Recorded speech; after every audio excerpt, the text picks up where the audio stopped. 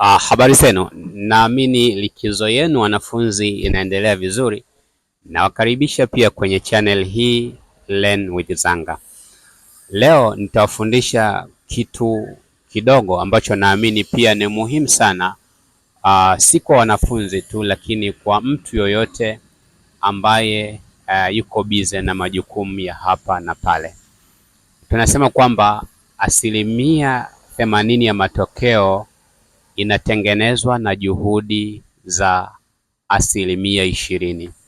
Yaani 20% ya input ambayo unaiweka kwenye jambo lolote, unatakiwa uamue input hiyo inatakiwa ni very critical input ambayo itatengeneza matokeo ya 80%.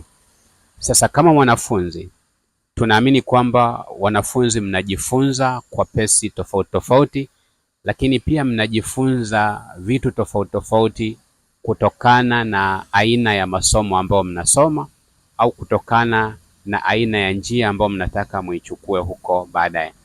Kwa mwanafunzi wa sekondari kwa mfano, tunaamini kwamba baada ya kumaliza sekondari ataenda kidato cha 5 na cha 6 au ataenda college.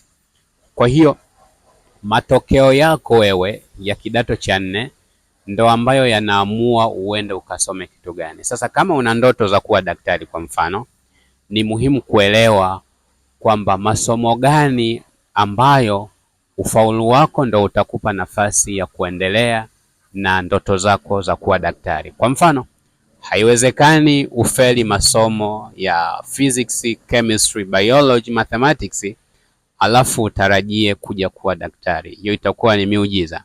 Kwa tunasema kwamba juhudi zako za kujifunza masomo mengine mengi ni muhimu sana, lakini focus yako kwenye masomo haya manne ambayo nimeyataja, physics, chemistry, biology na mathematics, basi ni muhimu sana kupata support kwenye masomo haya ili uweze kufaulu vizuri, ili usije ukayapa bahati nasibu matokeo yako ama ndoto yako ya kuwa daktari.